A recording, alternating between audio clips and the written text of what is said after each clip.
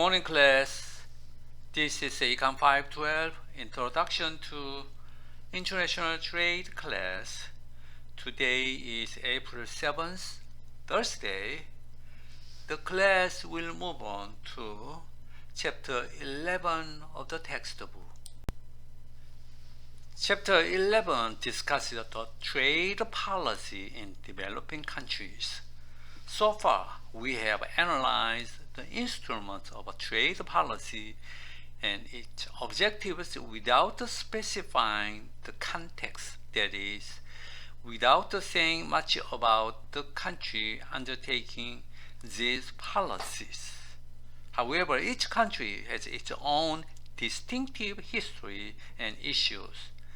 But in discussing economic policy, one difference between countries becomes obvious: their income levels. Here is the order of today's video clips. 1. Hot topic: the winners and losers of NAFTA. 2. The case study: Transitional Czech Republic. 3. World Trade Organization conspiracy theory. 4. Development and trade in empirical evidence. 5. India retail competition. 6. Malawi restricts trade in corn. 6. Market reforms in Bangladesh. So here it is, the first video clip.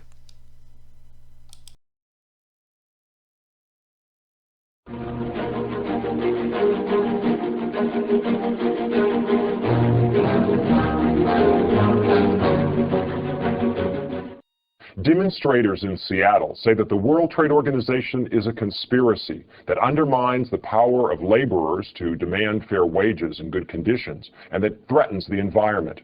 Demonstrators in Washington, D.C. say that there is a global conspiracy on the part of corporations to co-opt the International Monetary Fund and the World Bank and the World Trade Organization to become their own puppets and therefore to hurt workers and the environment in their pursuit of profits. Is it true? Is the World Trade Organization a conspiracy? And how would you evaluate this claim?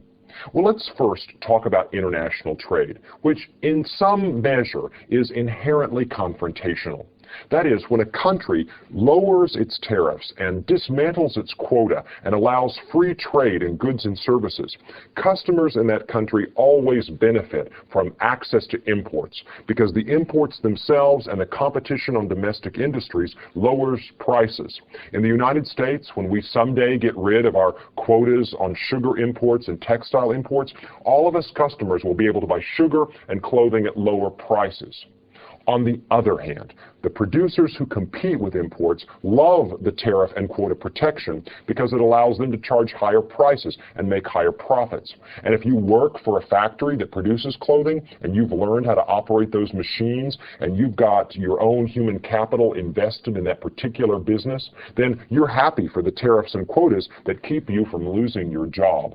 So, as consumers, we like free trade. As producers, we typically don't. There's this inherent conflict within a society about trade liberalization. On the whole, however, trade liberalization increases the market, allows more specialization according to comparative advantage, and overall increases the size of the pie. The world economy has grown so rapidly since World War II, largely due to its integration, the dismantling of tariff and quota barriers, free trade, and lowering in the cost of communication and transportation, which has made trade easier to do. Trade has increased the wealth of the world and has allowed a lot of countries to rise out of poverty, notably Japan, Korea. We could go on and on. However, the period of transition from being a closed economy with tariffs and quotas to being an open economy that has free flow of goods and services and competition, that can be a troublesome period for an economy and socially disruptive. So, what does the World Trade Organization have to do with any of this? The World Trade Organization was formed in January of 1995 as a successor to the General Agreement on Trades and Tariffs. The General Agreement on Trades and Tariffs, also called GATT, was a regular meeting of the countries of the world that saw that by cooperating and negotiating together, they could get everyone to lower their tariffs and quotas at once. That is, I'll lower mine if you lower yours, and therefore each country suffered a little bit, but not as much as if they'd try to do this unilaterally. There was cooperation to dismantle trade barriers. However, it was a regular meeting of countries without anybody to, on a regular basis, implement and enforce its agreements. It would be kind of as if Congress got together and made laws, but there was no executive branch, no president, no army, no police force to actually enforce the rules. So the World Trade Organization, as the successor to the GATT, is actually the first step towards the creation of some kind of international authority that can actually punish offenders and make sure that the agreements are implemented. So, of course, anytime you put a face on something, you now have someone to point at and blame for things. So when the World Trade Organization is created, it automatically is going to draw fire because now there's someone to blame for globalization and the adjustment costs associated with international trade. Well, what exactly is the World Trade Organization doing? The World Trade Organization has 4 sets of rules that it enforces of all of its members. If you're a country and you belong to the World Trade Organization, then you are expected to, first of all, accord national treatment to imported goods. That is, regulate goods that are imported into your country the same way that you regulate domestically produced goods, so that you don't show favoritism.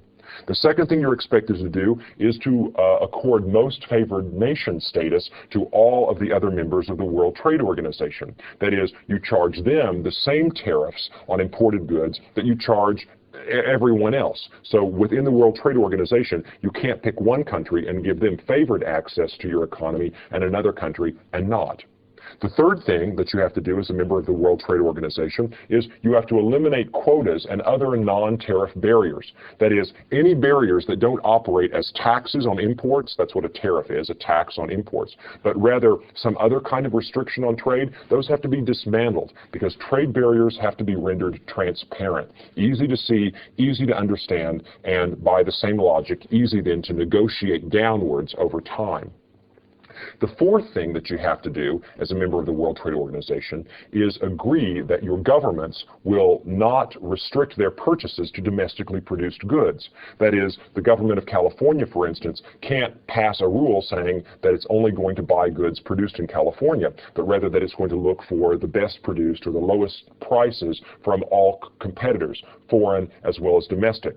So when California's Congress proposed a California-only purchase restriction a few years ago, the governor of California vetoed it as being inconsistent with the principles of the World Trade Organization, of which the United States and California are members. So those are the rules of the WTO. You can't have protection on goods and services that are not in the form of tariffs and that are applied unevenly from one country to another. Now, what all kinds of trade does the World Trade Organization seek to regulate? All trade in manufactured goods. They want to regulate trade in agricultural products, but that's more sensitive because there are some countries that subsidize their farmers and don't want to stop, although other countries view these subsidies as unfair advantages for the farmers. Services. The World Trade Organization increasingly seeks to regulate services, that is, trade in financial services, banking, insurance, telecommunications, computer services, and so forth. Also, intellectual property. The World Trade Organization wants to seek to have its members observe the patent restrictions of other countries. Developing countries don't like this. They don't want to have to observe patent restrictions. Rich countries are already way down the road toward economic prosperity. They'd like to catch up by being able to quickly copy and imitate the best practice technologies without having to pay money that they don't have to get patent rights. So the enforcement of intellectual property rules is something that works to the advantage of rich countries, in some cases to the detriment of poor countries. Although, of course, if those rights aren't enforced, then people will stop innovating and there won't be inventions for poorer countries to copy. So it's controversial and it's complex. Also, rules about the regulation of food quality.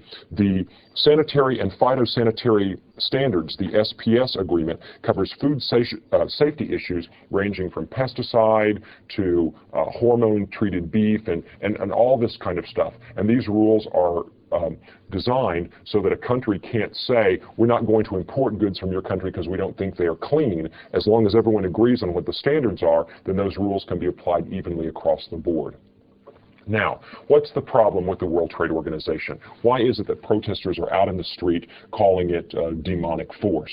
Well, first of all, there is concern that the World Trade Organization's rules prevent countries from being able to hold one another accountable for so-called fair trade practices. In particular, the concern is that some countries actually subsidize their domestic industries to make them more competitive internationally. That is, if the European farmers are subsidized by their governments, they're able to export their agricultural products at lower prices than, say, U.S. farmers or Canadian farmers can. And therefore, their farmers have an unfair advantage in international competition. And the World Trade Organization says, well, then you can't block imports of European products because that would be discriminatory. And yet the U.S. and Canada might like to do that to punish those countries for their unfair subsidies of their farmers.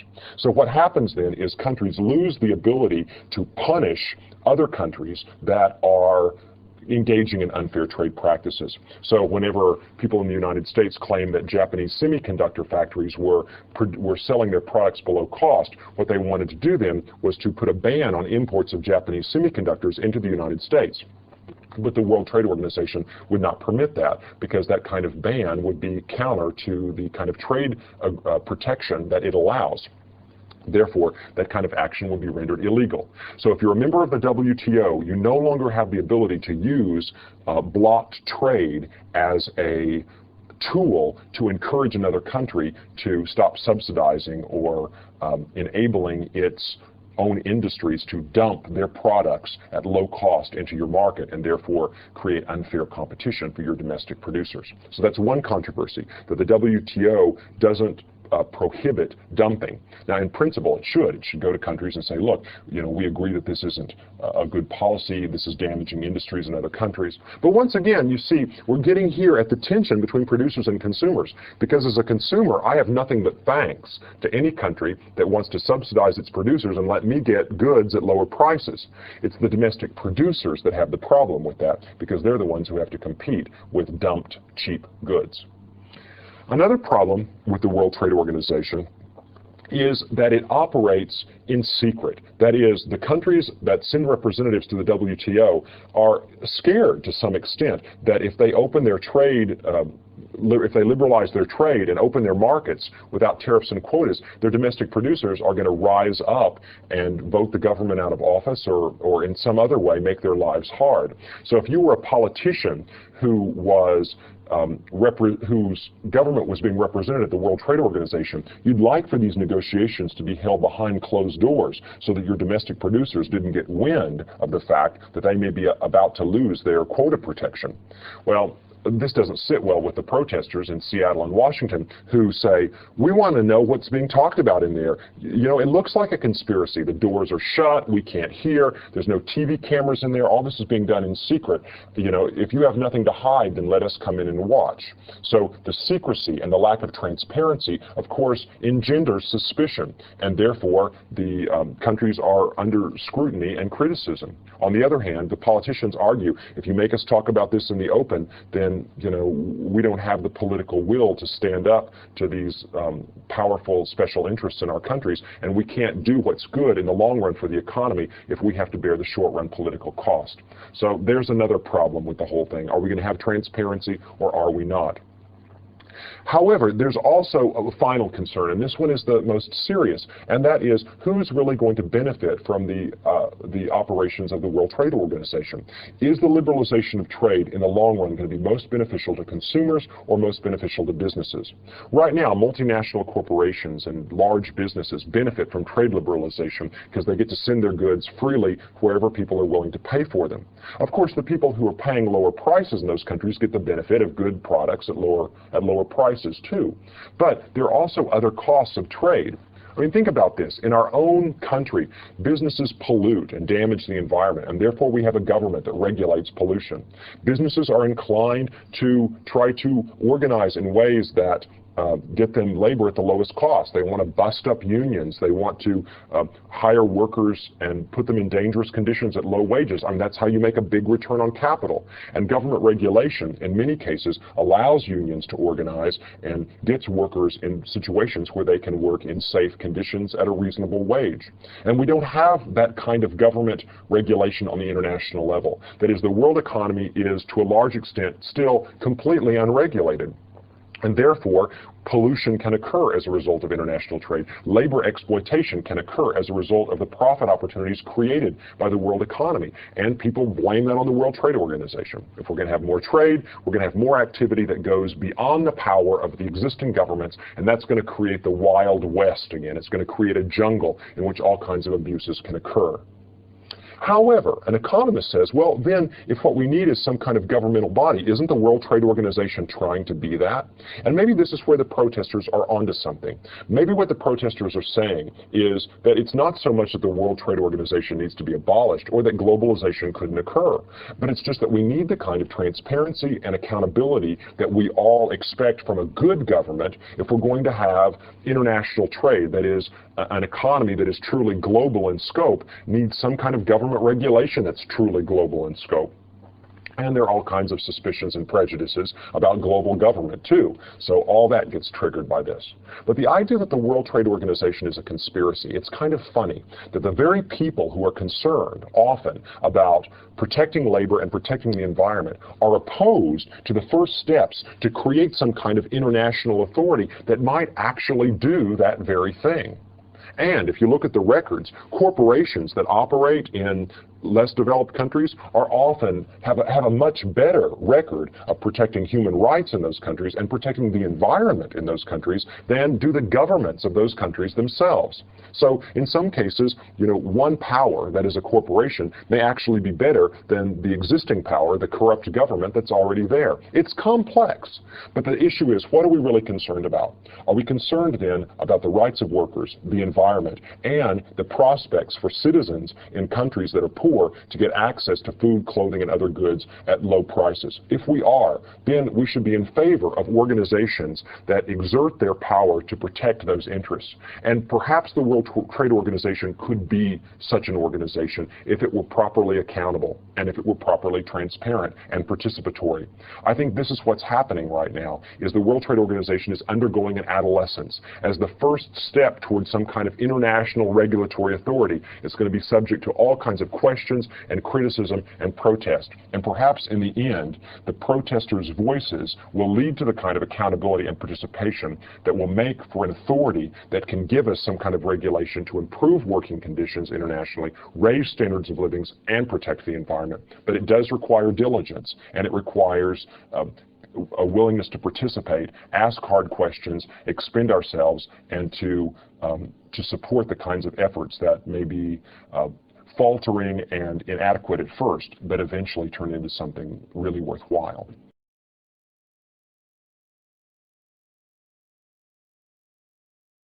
Consider the way in which government policy can influence trade. In particular, let's think about the government budget and the way in which budget deficits can influence the trade deficit. Let's start with the familiar equation that shows all of the uses of income and the equilibrium condition that spending equals income. Rearrange the letters and you get our familiar equation, savings equals investment. That is, all the savings in the economy can either be lent to businesses, lent to the government, or lent to foreigners. Now, let's consider the way in which the government budget deficit is related to the trade deficit. Suppose the government decides to run a bigger deficit, that is, increase government spending relative to taxes. If the government is going to run a bigger deficit, it's got to borrow more money. That means issuing more Treasury securities. The government is now competing for the scarce pool of savings, and it's going to be driving up the price of savings, that is, pushing up the interest rates. So one effect of the bigger budget deficit is going to be a higher interest rate. Now, this higher interest rate is going to have some consequences for international trade. The first is the direct consequence that foreigners want to lend us more money when our interest rate is high relative to the rest of the world. So foreign savings flows into our economy. That is, a capital account surplus. Now remember, from balance of payments accounting, the flip side of a capital account surplus is a current account deficit.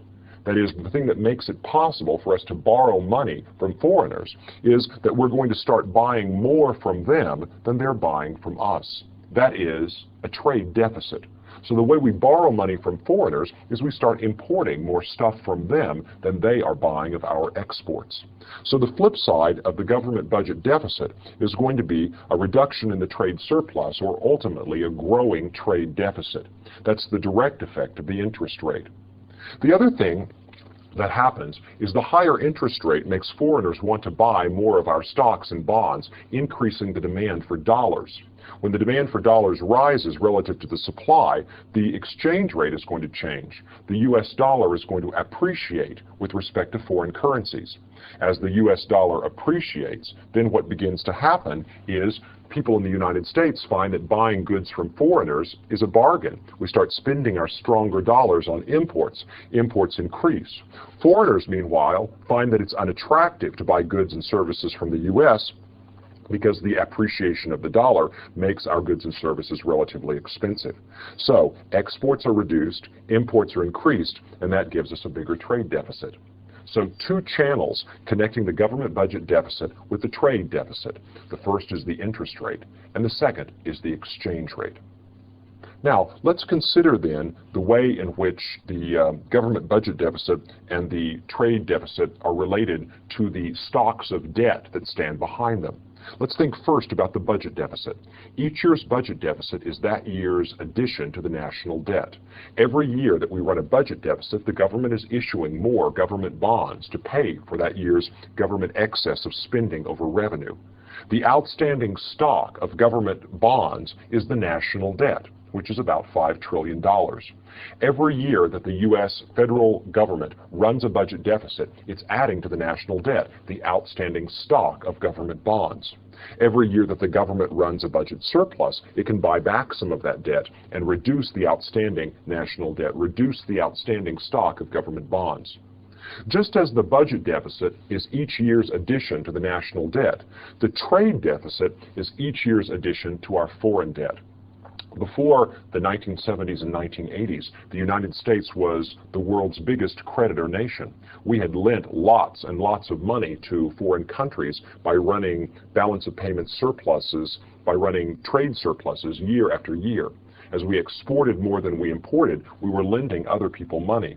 Then, after the 1980s, with the U.S. trade deficit occurring year after year at larger and larger levels, we started borrowing more and more money from abroad until the U.S. nowadays is the world's biggest debtor nation. Your foreign debt is the amount of corporate and government bonds from your country that are held by foreigners. And every year that you run a trade deficit, foreigners are lending you money. If you run a trade deficit year after year, you're going to be lent money by foreigners year after year until your foreign debt becomes larger and larger.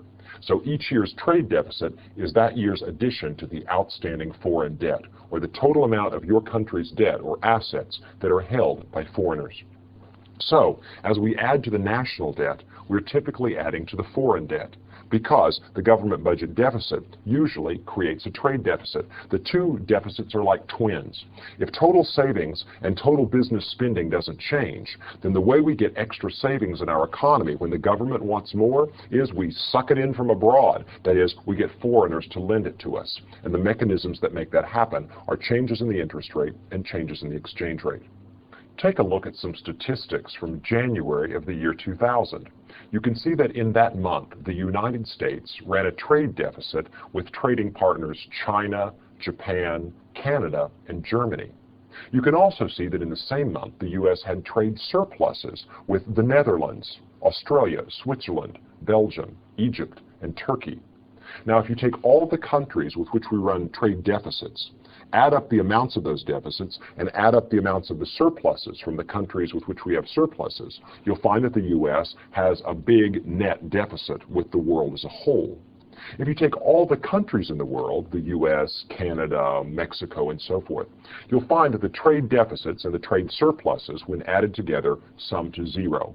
That is, for every country, for every dollar worth of trade surplus that a country has, some other country somewhere else has a trade deficit, because the sum of deficits and surpluses has to equal zero. Deficits are about countries that import more than they export, and the flip side is that capital is flowing into those countries as they borrow the money that allows them to run a trade deficit. Surpluses are about exporting more than you import, and those countries are lending money as they lend money to their trading partners, making it possible for the partners to buy more of their country's exports than the particular country is importing. So, trade and capital flows are intimately linked. A country that's running a trade deficit is borrowing money, and the sum of borrowings year after year adds up to that country's foreign debt. A country that is running a trade surplus becomes a creditor to the world, and over time, if it runs a surplus year after year, it becomes a net creditor, that is, a lender to the rest of the world. So trade and finance are linked in this way.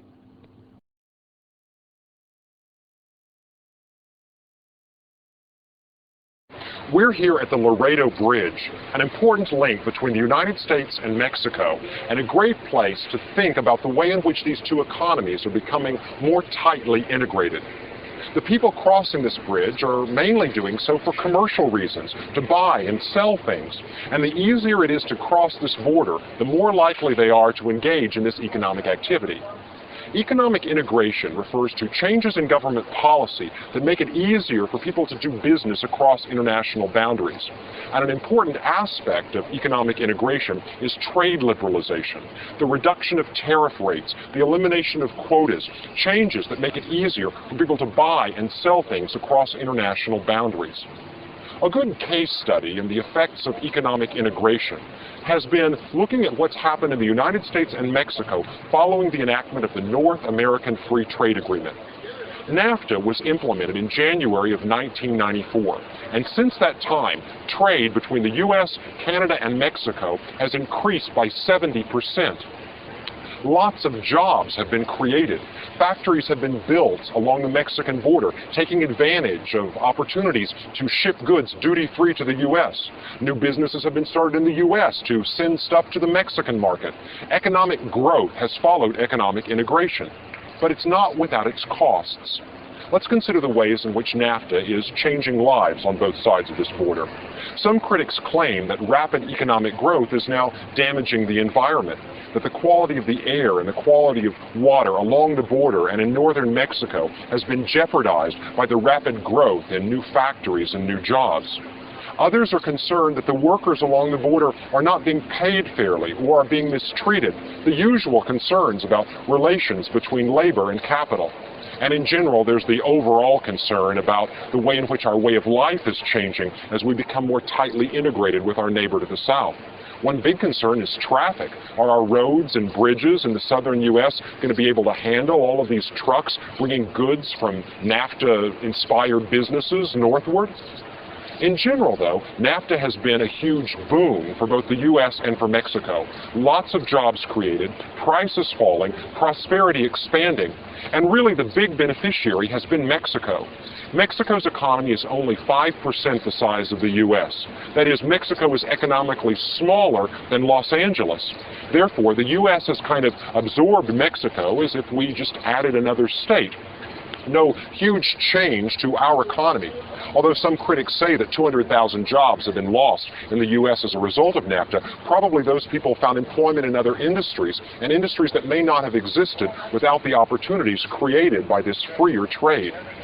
Meanwhile, foreign investors from Asia, as well as investors in the United States, have put a lot of capital into northern Mexico, building factories, training workers, creating jobs. And exports from northern Mexico into the United States have increased by about 140% since NAFTA was enacted.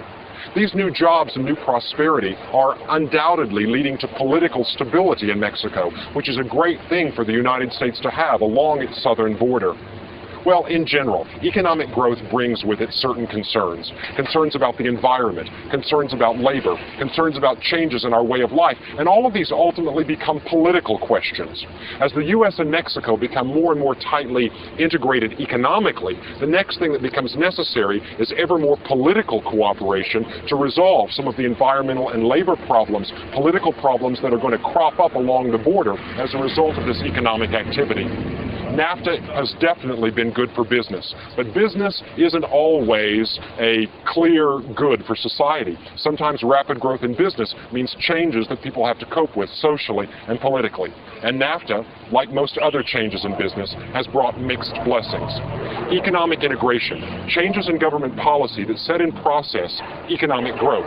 And economic growth requires social and political adjustments.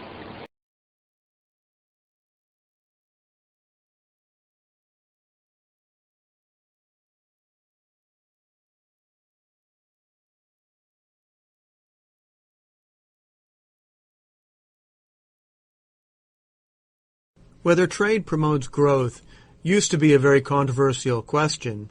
It's less so today, I think, in large part because of the development of better empirical evidence. And that's what we're going to look at now. Here's a graph we showed earlier which shows that GDP per capita in landlocked nations is much lower than in nations which have access to the coast. And indeed, if you take a look at the landlocked nations, among them are some of the poorest countries in the world, like Rwanda, Zambia, and Zimbabwe.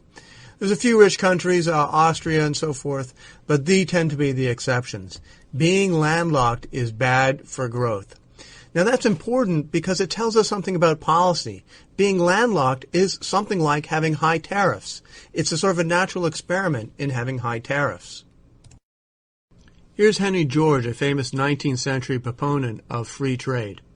Echoing a statement I quoted earlier from Adam Smith, Henry George says, "If to prevent trade were to stimulate industry and promote prosperity, then the natural protection to home industry offered by rugged mountain chains, by burning deserts, or by seas too wide and tempestuous for the frail bark of the early mariner would have given us the first glimmerings of civilization and shown its most rapid growth.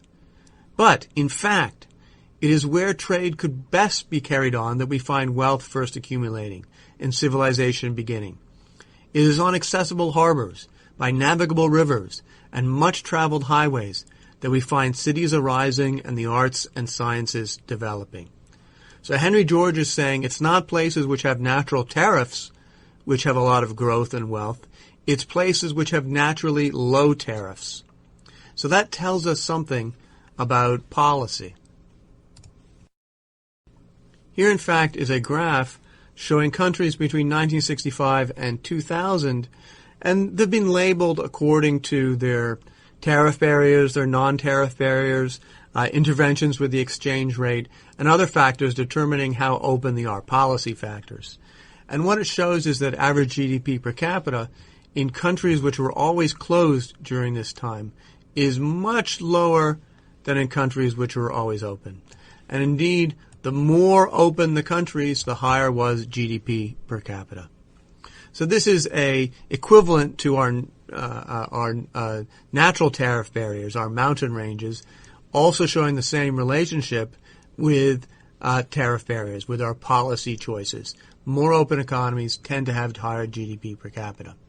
Now, these kind of results have been questioned because they don't control for other factors. Maybe there's something different about open economies. And it's not due to trade, but due to something else, which makes them have high GDP per capita. So let's take another look at a different approach to this problem. Here from a paper by Vagzia and Welch is a graph showing growth rates before and after major changes in trade liberalization. These is taken over 50 years or so from many different countries over different time periods. And what you see is that after liberalization, you see a much higher growth rate, in fact 1.5 percentage points higher than before liberalization. Also notice, by the way, that liberalization is often preceded by a number of bad years. So crises is often what it takes to generate reform, but when you do get reform, you get a big increase in growth rates.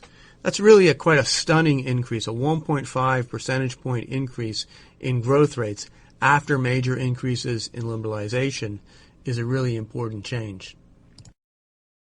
James Fierer, another economist, has looked at the influence of trade through the use of a great natural experiment, the closing of the Suez Canal. So because of the Six-Day War between Israel and Egypt, Syria, and Jordan, Egypt very quickly closed the Suez Canal in 1967. It was closed for 8 years until 1975. And in fact, Egypt closed the canal down so quickly that 15 cargo ships were actually trapped within the canal for 8 years. Amazing. Now, the Suez Canal greatly reduced the distance between some pairs of countries, but had little or no effect on other pairs of countries who had access to either a trade route which is at least as good as the Suez Canal, or in fact which was better than the Suez Canal. So what Fierer does is he looks at what happens to trade and what happens to income in those countries, those pairs of countries, which were most affected by the closing down of the Suez Canal. So another way of thinking about this is that the closing of the Suez Canal was like an exogenous increase, like a random increase in tariff barriers. It was if you picked from a handful of countries and you said randomly, okay, you guys are going to have much larger tariff barriers for the next 8 years. Let's look at what happens in your countries. So it's a natural experiment in raising tariff barriers because increasing the distance which ships have to travel is really the same as raising those tariff barriers. So what Fierer finds, indeed, is that the closing of the Suez Canal had a big effect, reducing trade in some countries. And in those countries where it had the biggest effect, you also saw very significant decreases in income. So a very nice natural experiment showing that decreases in trade decrease income.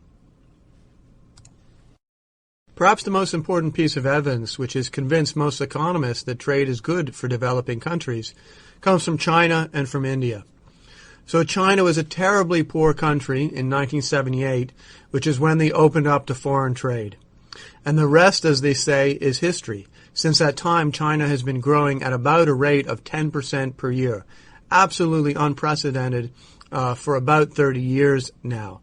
Totally revolutionizing China and the world. Now, a lot of other things that is true were going on in 1978. Mao was dead. They improved property rights, particularly in agriculture, and they began to free up their economy on many different margins. Nevertheless, it's clear that without trade, China would not have been able to grow nearly as much as it has. The story is also quite similar for India, beginning a little bit later in 1991 with the liberalization of trade. And again, after that, growing at a rate of about 6% per year. Tremendous, tremendous growth for a country which was just simply not used to growth at anywhere near that levels. What's also interesting is that China has traded goods, and India, speaking broadly, has traded services. So these countries, very different countries, one an authoritarian regime, the other basically a democracy in a developing country. Despite these differences, both these countries have managed to benefit tremendously from trade. And these countries are important because there's over 2.5 billion people or so between them. So only two examples, but very, very important examples of the power of trade. Recent empirical evidence has also taught us more about the sources of growth from trade. Surprisingly, it's not just from comparative advantage. So think about Portugal.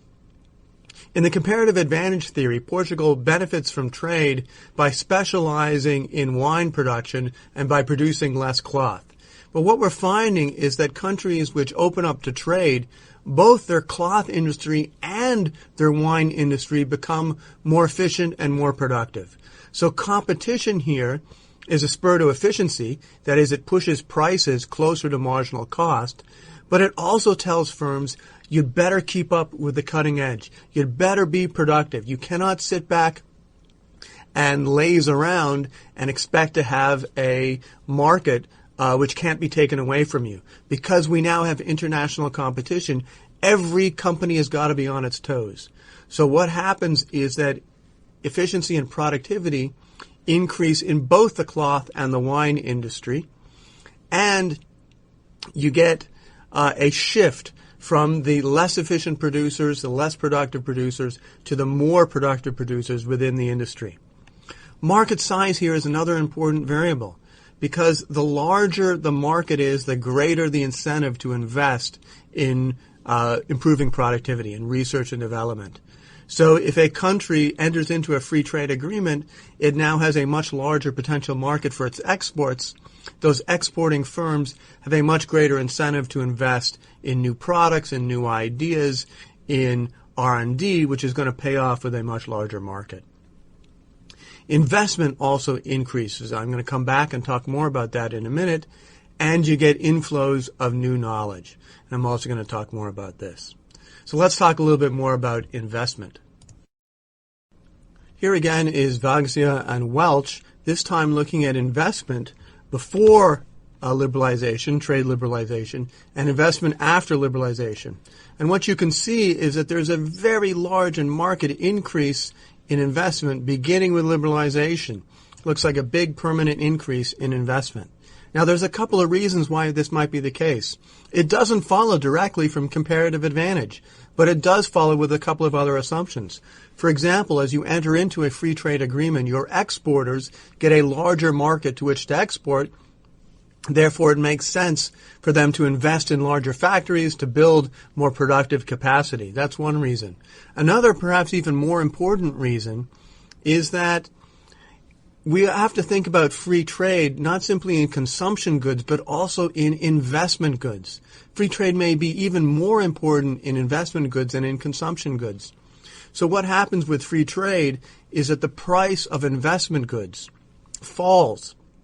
So with a lower price of investment goods, it now becomes cheaper to, import Caterpillar trucks, for example, or to import computer equipment, or to import new technologies. Okay, as those import prices of investment goods falls, the amount of investment increases, and as we know from the Solo model, that increases economic growth. Free trade also brings imports of knowledge, increases in knowledge. And this comes from some pretty obvious but pretty stunning ideas. So first of all, most growth is from ideas. It's true you can increase your capital stock, you can increase the quality of your labor. That's important. But overall, probably a majority of growth comes from increasing productivity, that is, from ideas. Now, here's the obvious but amazing fact. Most ideas come from other countries. So this is going to be true for most countries in the world. Okay, most countries in the world are simply too small to produce a lot of new ideas year after year after year. In fact, by one estimate, the innovations produced in just 3 countries, the United States, which is the dominant one, Germany, and Japan, these 3 countries account for more than 50% of the growth in most of the other countries in the world, estimated on the OECD countries. So more than 50% of the growth in Australia and Canada and France, Norway, Spain, the United Kingdom, and so forth, comes from ideas which were produced in the United States, Germany, and Japan. So there are massive spillovers in new ideas. Now, the thing about new ideas is they're not simply in the air. Often new ideas come embodied in imports and in people. Now, how do you get those ideas into your country then? Well, you import the goods. So when you import high technology goods, that's like importing new ideas. You get the benefit of those ideas in your country, and by importing the goods, you begin to learn about those ideas as well. Same thing with foreign direct investment. So one of the most important facts of foreign direct investment is not simply that you're bringing in money or capital, it's that you're bringing in people who bring in ideas. And it's in this way, through the import of goods and through the import of people, which new ideas diffuse throughout an economy and increase productivity in that economy. So eventually, what we want is everyone to be on the world cutting edge, everybody to benefit by ideas produced anywhere in the world. And we get there by increasing free trade. This tells us, by the way, that free trade is going to be especially important for small countries. The United States can go it alone. The United States is big enough so that it self-generates most of the ideas which it uses. But for most of the other countries in the world, they're too small to get the benefit of the ideas. They need and they want to import ideas from elsewhere in the world, and the way to do that is to have free trade, not just in ideas. It's not enough just to read the journals from other countries. You've got to import the goods, and that's how you get the ideas. Well, we've covered a lot today, and here are some further resources on geography, on trade liberalization and growth, on distance, the Suez Canal effect, and so forth. See you next time.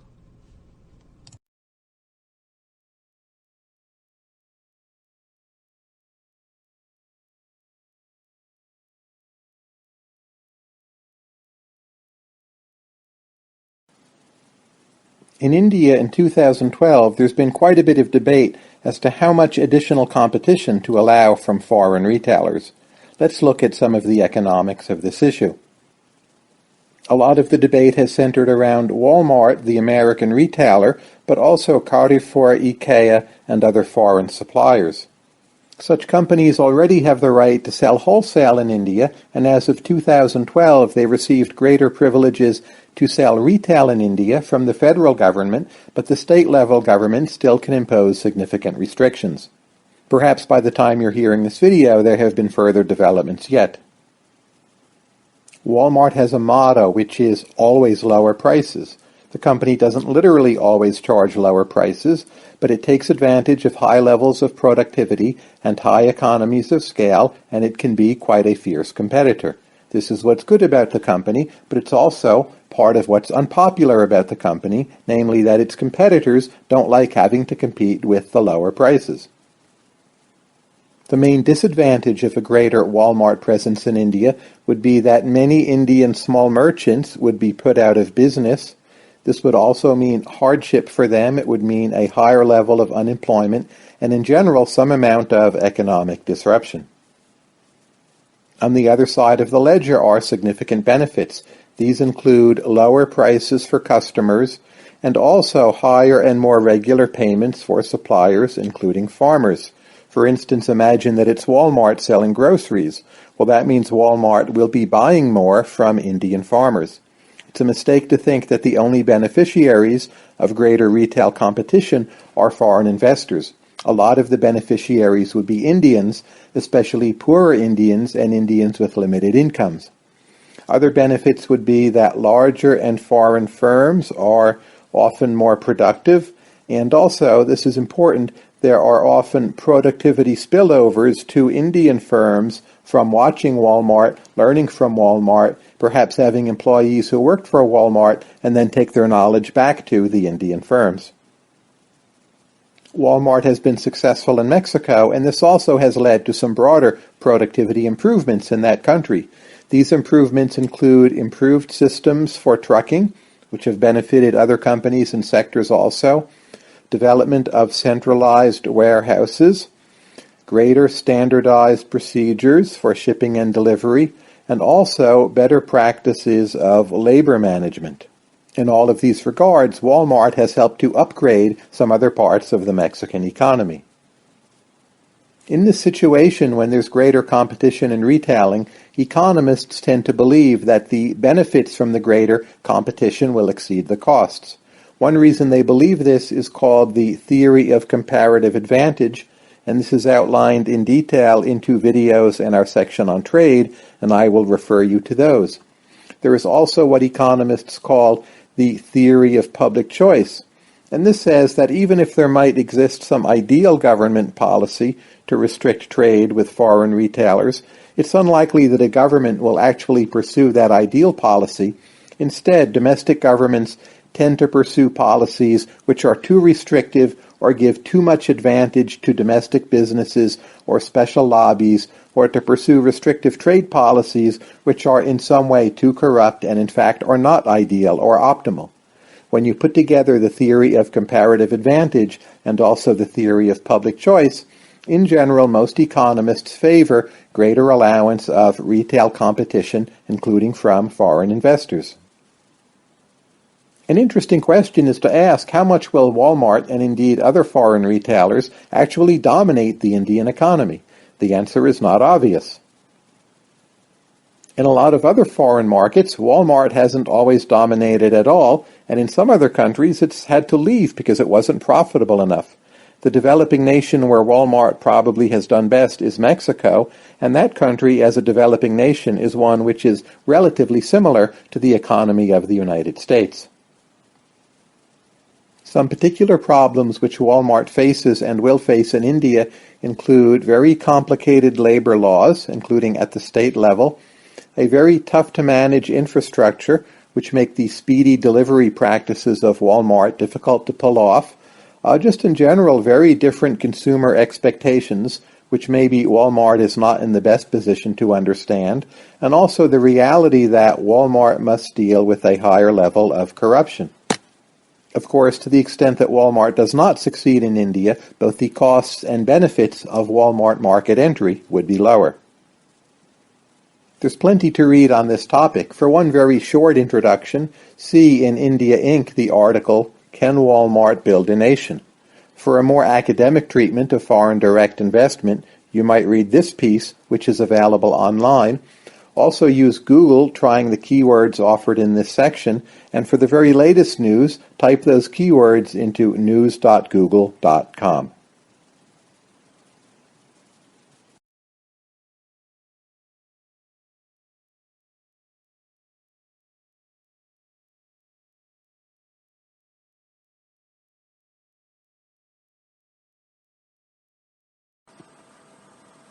Let's take a look at corn markets in Malawi as a classic example of failed policy. Malawi is a landlocked country in Central Africa, and it's one of the very poorest nations in the world, with a per capita income of only about $800. Maize, or corn, is extremely important to the economy of Malawi. It accounts for 60% of their growing land, and more importantly, corn accounts for about 70% of the calories consumed. So if there's a bad corn harvest, it means some very serious problems for food supply in Malawi. The price of corn in Malawi is at its lowest during harvest time, which is basically April through June, and here you see the price being quite low, and the price of corn is at its highest at around February, which is right before the harvest, and that gap is about 60%. So the price of corn within a year in Malawi is extremely volatile.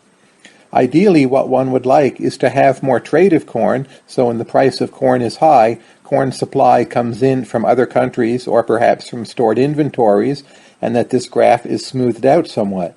But that's not the case, and thus there is a risk, and especially high risk, of corn hardship in Malawi in those months when the corn prices are higher.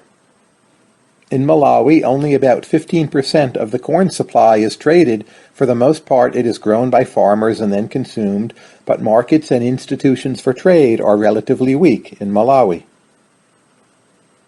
In recent times, there have been some corn price spikes in Malawi, due mostly to a restricted supply and bad harvests. The policy response to these corn price spikes, for the most part, has been counterproductive. For instance, the Malawian government has instituted price controls on corn, but when the government artificially holds down the price of corn, there's then much less of an incentive to bring corn to market, and in the longer run there's less of an incentive to grow corn for the next time around. The Malawi government has also at times placed export bans on corn. The rationale here is to prevent corn from leaving the country, and maybe in the short run this means more corn in the country, but again we need to consider the medium and long-term response, and that is when farmers know they cannot export corn in difficult times, they are less likely to grow corn in the first place. What makes even less sense are import bans on corn. The Malawian government has done those too. And finally, the Malawian government at times has gone so far as to try to shut down trading in corn altogether. Again, simple economics will tell you this will make a corn supply crisis much worse rather than better. Fortunately, to some extent, there are black markets in Malawi, and trade in corn has continued even when governments have tried to shut it down. The overall result of these policies is that plentiful corn in Malawi has been harder to come by. There's a very good paper by Ellis and Manda, and they outline what is a common cycle of events for corn markets and corn policy in Malawi. It's a pretty depressing story, but let's just run through it. Starting at the beginning, we see that very often prices fall at harvest time less than average. That means there's going to be a less good than average corn crop during the harvest. That also means that after the harvest, prices rise by an especially large degree because corn is especially scarce. The government doesn't recognize that there's a problem, but typically what they do is they officially declare that there's a fully supplied market so that the government looks good. Later on, it turns out that corn prices were higher than the government had wanted them to be, and the government comes along and it accuses traders of hoarding corn and blames the problem on the traders. The government also attacks speculators or maybe institutes legal penalties against them.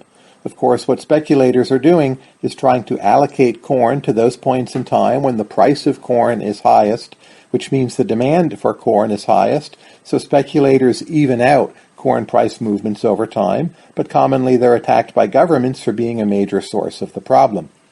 State marketing bodies then intervene and buy up a lot of the supply of corn. That makes corn even more scarce on the market, and then government in Malawi makes a further mistake by trying to ban private trade in corn.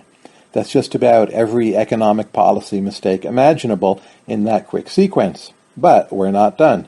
Let's continue. The government may then reinstate a monopoly of state marketing bodies on the grounds that there's some kind of crisis in the corn market, but the state marketing bodies don't do a good job of supplying more corn. It's then the case that the government will have rationing. There will be sales from dwindling public stocks, which are handed out and using coupons and other legal means rather than letting markets allocate the corn.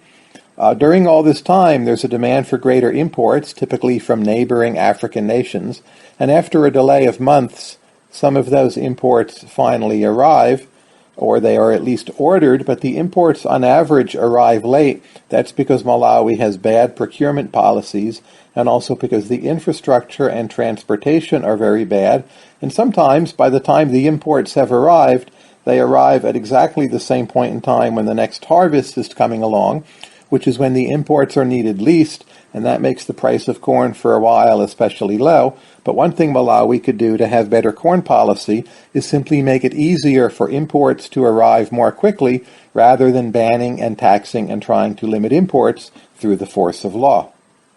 That's all a mouthful, but basically it is a story of hunger, and it is a story of hunger because of bad and misguided policies. These are not policies which are defended by any serious economists, but they're a good example of how, around the world, government policies toward agriculture are often quite irrational. The analysis of this video has drawn on an excellent paper by Frank Ellis and Elizabeth Manda, Seasonal Food Crises and Policy Responses, a narrative account of 3 food security crises in Malawi, available online.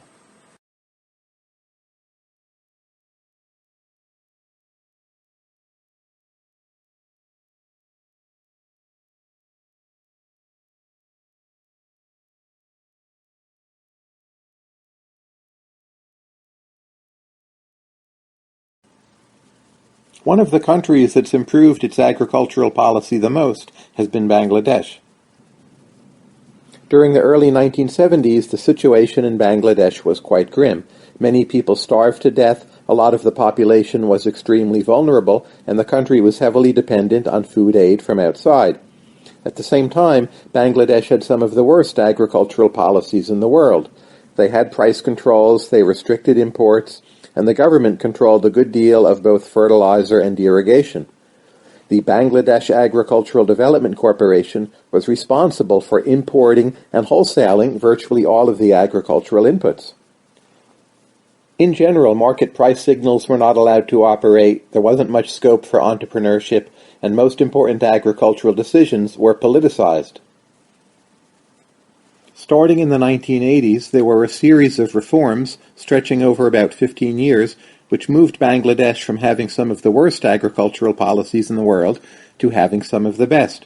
Perhaps most importantly, it became quite easy to import foodstuffs from abroad. So if there were people who needed food, it was then possible to get that food through trade. Markets within the country were liberalized, price controls were removed, and government gave up most of its control over the fertilizer market and also to well irrigation. Over the course of about 10 years, the use of fertilizer tripled once the government essentially privatized fertilizer markets. The government continued its role in research and development for agriculture, flood control, and also infrastructure, but overall Bangladesh moved to having the freest and least subsidized agricultural markets in all of South Asia. The reforms have been quite a success. The production of food in Bangladesh went up, the production of rice went up, and there was rapid downward pressure on the price of rice due to competition and market incentives. The country is now essentially self-sufficient in rice and in fact has become a significant agricultural exporter. Earlier, in the 1990s, it was necessary on some occasions to import food from abroad, and this proved possible, and it happened through markets, often trading with India. These imports staved off what might have been potential famines. The reforms also improved the fiscal position of the Bangladeshi government, and now when food aid is given, that aid is actually more likely to be targeted to the very poor. Finally, following the reforms, Bangladesh made impressive progress on the United Nations Human Development Index, in part because it was feeding its people much better. To read more on this very interesting and successful episode, I recommend these sources.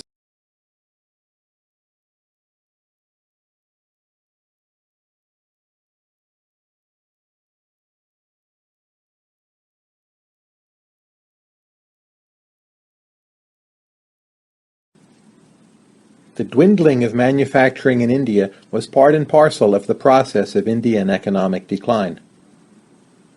In the first half of the 18th century, India was a global manufacturing powerhouse.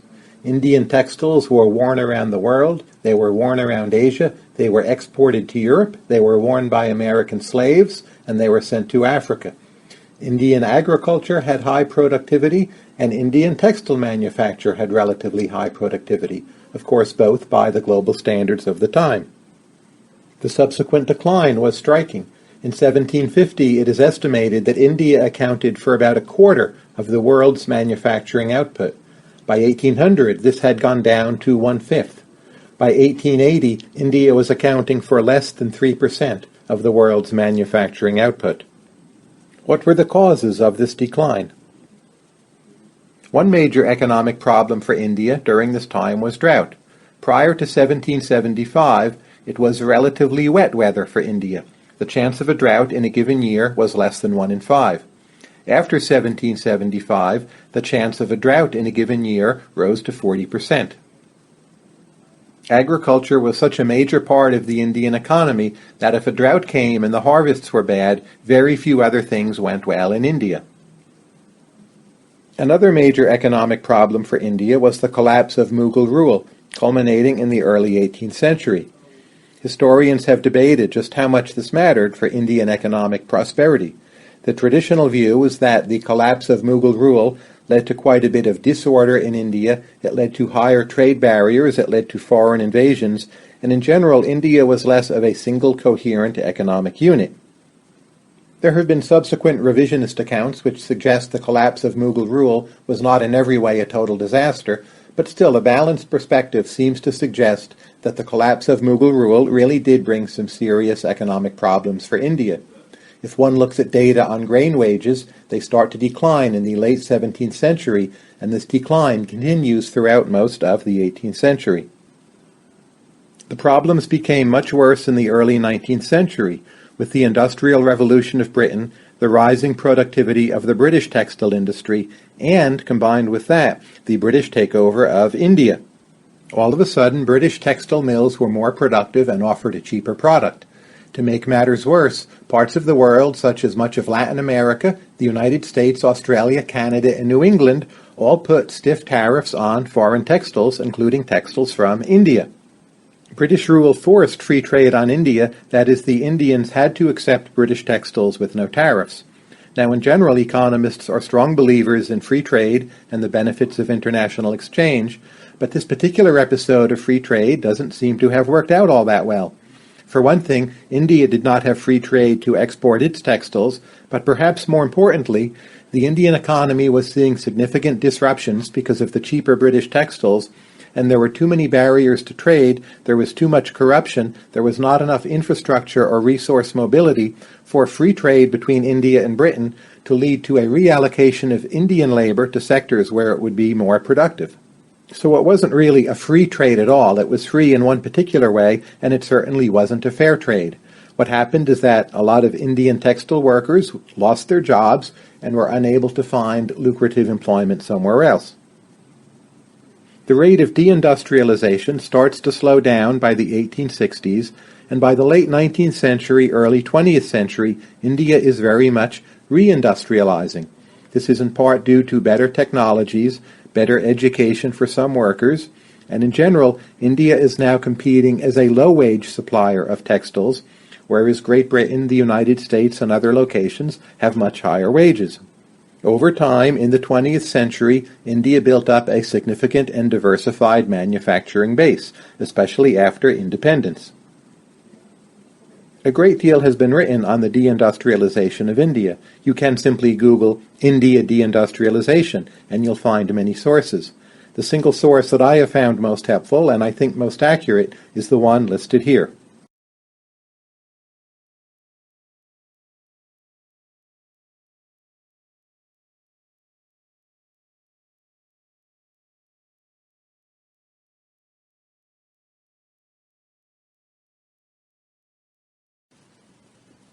What happened to poverty in India when the country moved to freer trade?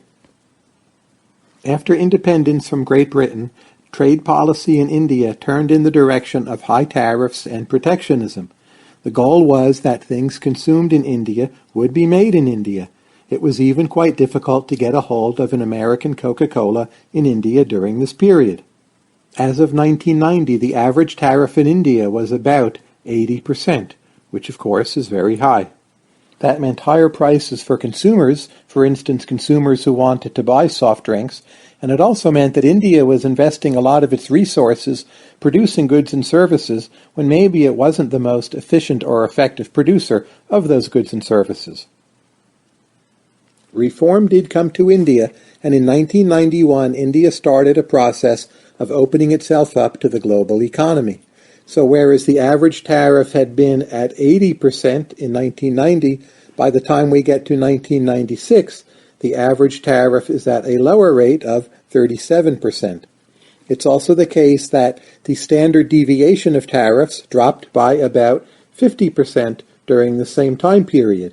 What that means is that those extremely prohibitively high tariffs of about 300% or 400%, for the most part, those were done away with, so tariffs were both lower and the most extremely high tariffs were eliminated. In this new situation, India both imported more and exported more. So for instance, in the 1980s, the ratio of total trade in manufactures to GDP was at about 13%. By the time we get to the year 2000, it's at about 19%, much higher, of course. The question under consideration is, what did this change do for poverty? Well, when we think about how trade affects poverty, there are a few major effects. The first simply is that by being more open to foreign trade, a country achieves lower prices by having more competition and by having more access to cheap imports. A second effect is that by being more open to trade, a country exports more, and this produces jobs at home, and it raises real wages, and it's overall good for the economy. There is, however, a potential negative effect. When a country becomes more open to foreign trade, its previous businesses which were doing well now have to face more foreign competition. Some of those businesses will now do less well, some of them may go under altogether, and of course that will eliminate some jobs and also lower some wages. The net effect of trade on poverty will depend upon how these major effects and some others all fit together. In most cases in world history, trade has done more to remove poverty, and when we look at the data for India, this is exactly the same result we see. For instance, it is found that for every 1 percentage point reduction in the tariff rate, there is a 0.57% reduction in the rate of poverty.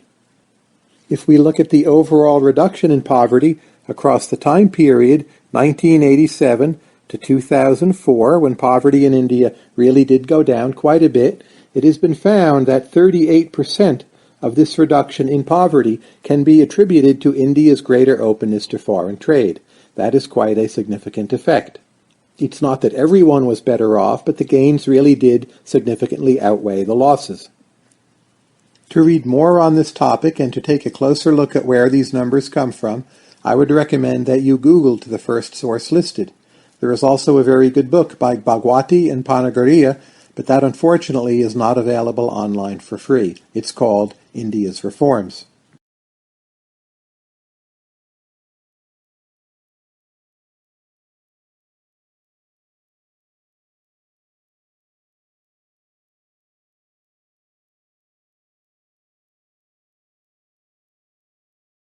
In this video, I'll give a brief introduction of the maquiladora sector in Mexico. Let's start with a basic question. What is a maquiladora? Well, maquiladora is a Mexican plant that imports inputs from, say, the United States, processes them in a way that adds value, and then exports them back to the U.S. The inputs and machinery used in the manufacturing of these goods are allowed to be imported duty-free into Mexico. Typically, the U.S. will only levy tariffs on the value-added portion of the exported good. Under Mexican law, maquiladoras are allowed to be owned 100% by foreigners, although a percentage of the manufactured goods must be exported rather than sold in domestic markets. Why are they called maquiladoras? Well, the word maquiladora stems from an old Spanish word, maquila, which was a term for the amount millers would charge customers to process their grains. The U.S. and Mexico started the Bracero program in 1942, which allowed Mexicans to come legally to the U.S. to work in agriculture during World War II. By the early 1960s, though, U.S. labor unions were complaining about the increasing number of Mexicans and the competition for jobs that it was creating with American workers. The U.S. government bowed to the pressure and unilaterally ended the program. Partly in response, the Mexican government created the Border Industrialization Program in 1965 to stimulate growth in border cities and help ease unemployment issues for returning Mexicans who would be jobless. The idea was to create special economic zones that would allow foreign companies to engage in something called production sharing, where the inputs would come from elsewhere, but the processing of the good would be done in Mexico, where labor was cheap. The program also generated foreign exchange, that is, foreign currency, something that was much needed given the country's move from an export-oriented industrial strategy to one focused on building up domestic industry. Until 1972, maquiladoras had to be located within 20 kilometers of the U.S. border, and they had to export all of their goods. After 72, they were allowed to locate anywhere in the country. They were allowed to sell a percentage of their goods domestically.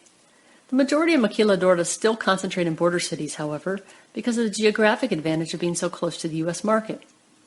The result would be a phenomenon called twin plants, where a multinational company would have its capital-intensive plant in a U.S. border city, say El Paso, while its labor-intensive plant would be located across the border in Mexico, in this case Ciudad Juarez.